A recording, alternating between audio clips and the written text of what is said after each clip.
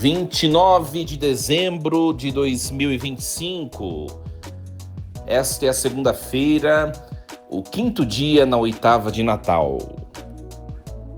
Meus queridos filhos e filhas, muito bom dia, vos saúdo com a paz de Jesus. Segundou, obrigado pela sua companhia.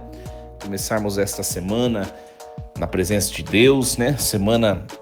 Última semana deste ano abençoado de 2025 e também a primeira semana deste ano que vai se iniciar, né? Que seja um ano cheio de alegria, né, gente? Então nós temos esses últimos dias, né?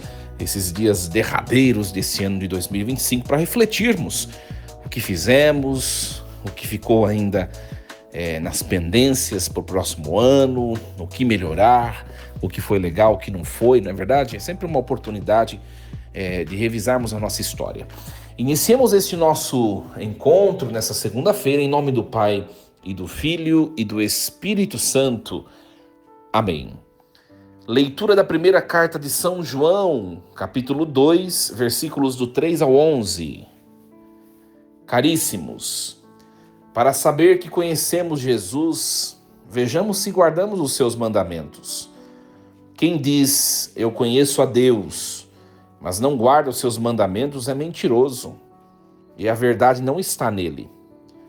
Naquele, porém, que guarda a sua palavra, o amor de Deus é plenamente realizado. O critério para saber se estamos com Jesus é este: quem diz que permanece nele, deve também proceder como ele procedeu. Caríssimos, não vos comunico um mandamento novo, mas um mandamento antigo, que recebestes desde o início. Esse mandamento antigo é a palavra que ouvistes. No entanto, o que vos escrevo é um mandamento novo, que é verdadeiro nele e em vós, pois que as trevas passam e já brilha a luz verdadeira. Aquele que diz estar na luz, mas odeia o seu irmão, ainda está nas trevas. O que ama o seu irmão permanece na luz e não corre perigo de tropeçar. Mas o que odeia o seu irmão está nas trevas, caminha nas trevas e não sabe aonde vai, porque as trevas ofuscaram os seus olhos. Palavra do Senhor. Graças a Deus. Muito bem, meus queridos. Então nós estamos acompanhando desde o sábado a primeira carta de São João, né? E como Isaías no tempo do Advento é um texto predominante, no tempo do Natal é a primeira carta de São João. Muito interessante, né? Aliás, as duas cartas de São João. E a primeira carta de São João é um dos livros mais profundos e pastorais do Novo Testamento. Eu falava isso para vocês, né? Provavelmente foi escrita por João no final do século I e é atribuída a ele, o discípulo que Jesus amava, né? O propósito principal dessa carta, gente, é combater as heresias incipientes, especialmente o docetismo que tinha insurgido nesse primeiro século, né? O docetismo negava a verdadeira humanidade de Jesus, né? Porque as pessoas não conseguiam compreender, algumas pessoas, os hereges, né? Como pode o Deus que é eterno, né, se tornar um ser humano tão frágil? Então eles acabavam negando a humanidade de Jesus, do Filho de Deus, né? Então essa carta ela vai enfatizar temas como luz e trevas, amor a Deus, ao próximo, a obediência dos mandamentos, a certeza da vida eterna, né? Após o prólogo, que é o capítulo 1, versículos do 1 ao 4, que nós acompanhamos no sábado, né? No prólogo, João ele estabelece a base do seu testemunho ocular, né? Sobre o verbo da vida. Então, agora, também após a primeira sessão, que é o capítulo 1, versículo 5, até o capítulo 2, versículo 2, trata da luz, do pecado, do perdão, né? Hoje, nós acompanhamos uma nova perícope, que é o capítulo 2, versículos de 3 a 11.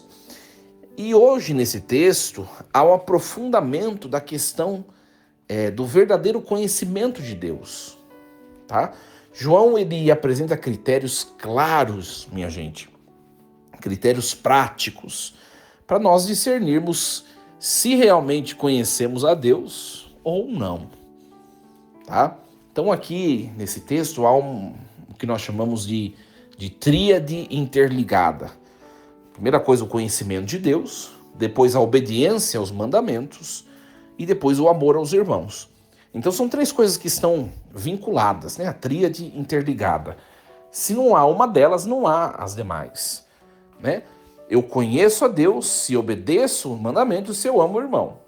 Ah, eu não amo o irmão, então eu não conheço a Deus, né? Então eu não cumpro o mandamento. Vocês conseguem compreender?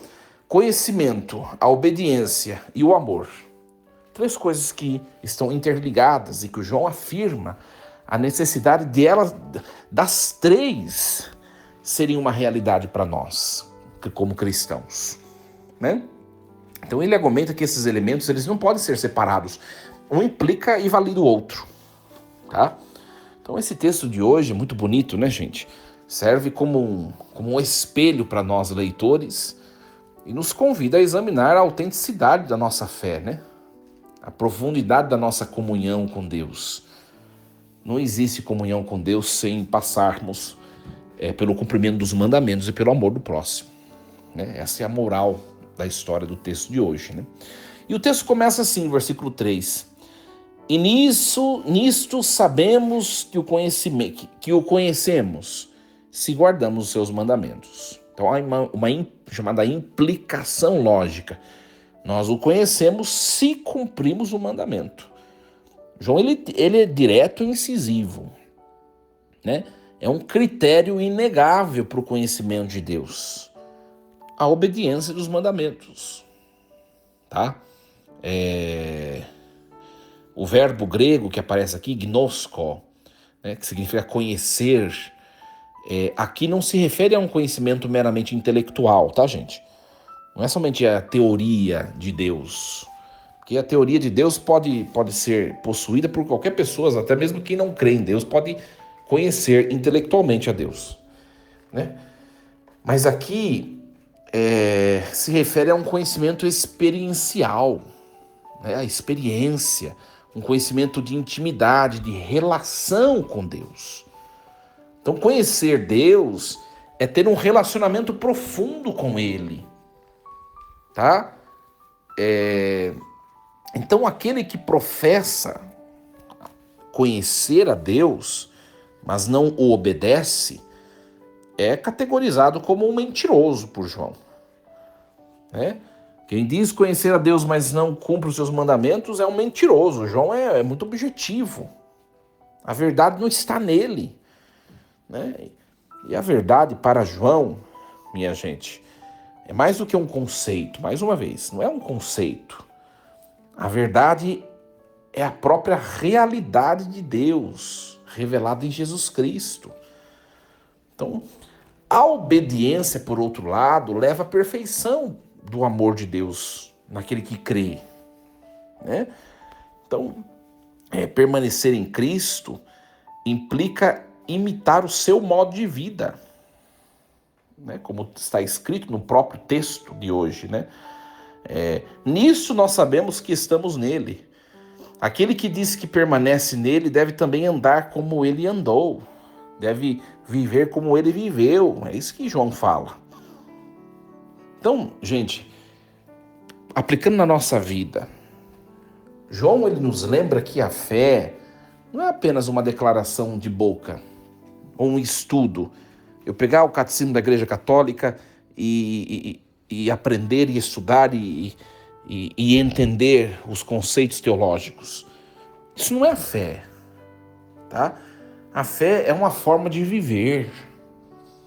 É fácil dizer eu conheço a Deus, mas a verdadeira prova está em como nós vivemos. As nossas ações, as nossas escolhas, as nossas prioridades. Tudo isso é que acaba revelando o nosso conhecimento, a nossa intimidade e profundidade na vida de Deus, né? Então, nós somos convidados a irmos além da mera profissão de fé formal.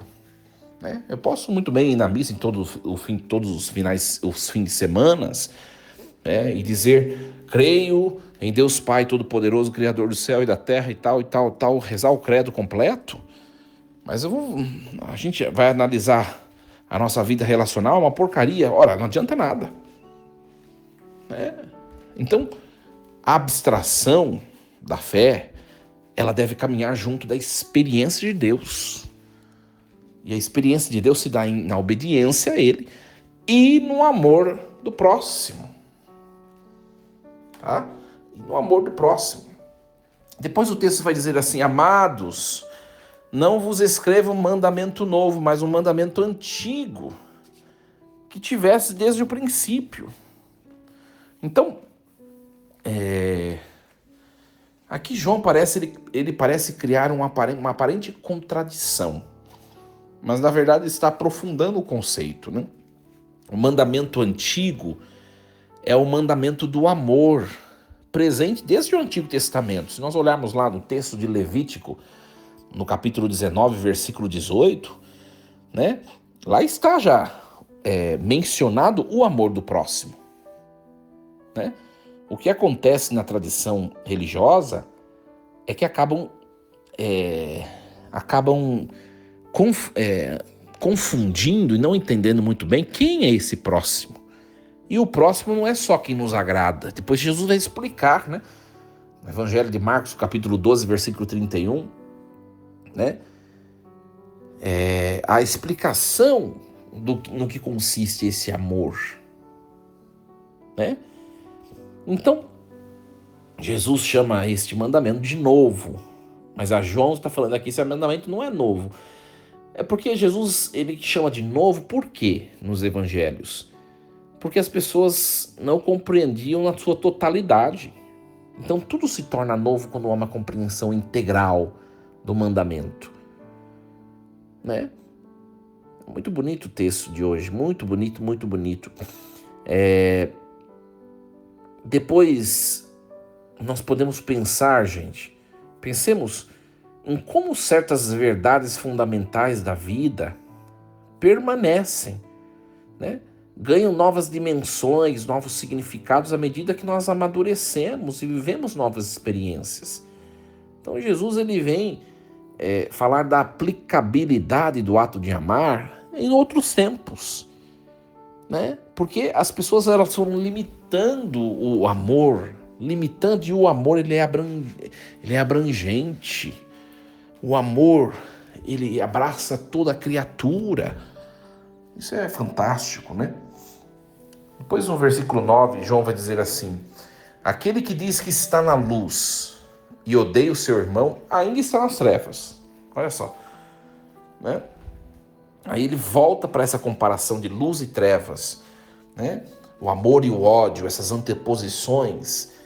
E para ele, para João, a prova definitiva de que alguém está na luz, em comunhão com Deus, a luz representa a comunhão perfeita com o transcendente, é o amor do irmão. Então, gente, coloquemos na nossa vida. Nós vivemos de bem com todos? Porque se nós não vivemos bem com todos, tem algo que não está legal. A gente precisa curar isso na nossa vida. Né?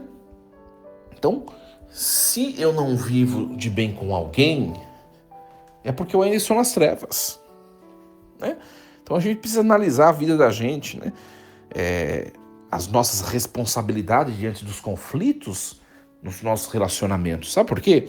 Porque às vezes tem gente que vive na igreja, que serve na igreja, e tem funções, né? E está lá anos e anos e anos, e aí tem problema familiar, por exemplo, que não consegue se resolver. Por que não consegue resolver? Porque a pessoa ela não tem a hombridade de reconhecer que ela também faz errado. Minha gente, é um momento, a partir dessa palavra, de nós olharmos para nós. Eu preciso mudar isso em mim. Eu preciso mudar tal coisa. Porque é muito fácil ficar atribuindo ao outro o motivo dos nossos problemas e dos problemas das nossas relações. Muito fácil ficar apontando, né? Mas é necessária humildade para perceber que há situações ainda de trevas em nossos corações que precisam ser iluminadas, né? O amor ao irmão é a garantia de que não há tropeço. Ou seja, a pessoa ela não causa escândalo, nem se desvia do caminho, e sua vida é um testemunho claro. O ódio, a indisposição, a impaciência, as nossas autosseleções, né? As nossas implicâncias, tudo isso cega nossos olhos, faz com que nós, de maneira geral, as pessoas não saibam para onde caminhar. Então, o tempo do Natal, né? Nós somos, nesse tempo, desafiados a viver o amor abrangente, o amor que vem de Deus. Nós somos desafiados a viver o perdão. Então, uma perícope que a igreja nos entrega hoje, esse capítulo 1, essa primeira carta de São João, capítulo 2, versículos do 3 ao 11, é um convite contundente à autenticidade da fé cristã. Então, João, minha gente, ele nos apresenta critérios inegáveis para discernirmos se conhecemos verdadeiramente a Deus, se somos íntimos de Deus ou não. João nos lembra que o mandamento do amor, embora seja antigo na sua essência, ele é novo em sua plenitude revelada por Jesus Cristo, na nossa capacidade de vivê-lo sob a luz. Então, para todos nós e para qualquer pessoa que busque viver uma vida de fé genuína, essa passagem de fé, essa passagem do Evangelho, que é uma passagem de fé, né? É um desafio a examinarmos não apenas o que professamos, mas o que praticamos. Se você não está bem com alguma pessoa, olha o tempo propício, vá até ela, resolva a situação, gente. Cultive um coração tranquilo, um coração cheio de paz. Pare de levar uma vida, um coração pesado dentro de você, uma vida pesada, né? Às vezes, gente, as nossas razões, as nossas certezas, né? Nós carregamos muitas vezes de maneira soberba as nossas certezas, as nossas convicções. Isso nos impede de evoluirmos. Tempo de humildade, nos despirmos de tudo o que nós construímos, muitas vezes como certezas, e irmos até o outro, nos reconciliarmos, reconstruir a vida, reconstruir as relações. É um tempo propício para isso. É o tempo do amor, né? O tempo do Natal é o tempo do amor. O amor que é eterno, se fez ser humano, habitou entre nós, conviveu conosco e nos ensina, todos nós, a nos abraçarmos, a vivermos a paz. Que palavra bonita. Fantástico, né? Muito bem, minha gente. Então nós vamos encerrar. Olha só, segundou. Então, obrigado pela sua companhia ao longo desta reflexão. Não esqueça de compartilhar esta mensagem de hoje que fala do amor, sobretudo para as pessoas que têm dificuldades nos relacionamentos, sobretudo dentro da família, né? Compartilhe. Vamos semear o amor de Deus, gente. Uma excelente segunda-feira. Então amanhã nos encontramos. Força e coragem, em nome do Pai, do Filho e do Espírito Santo. Amém. E lembremos-nos sempre, Deus está no comando de tudo.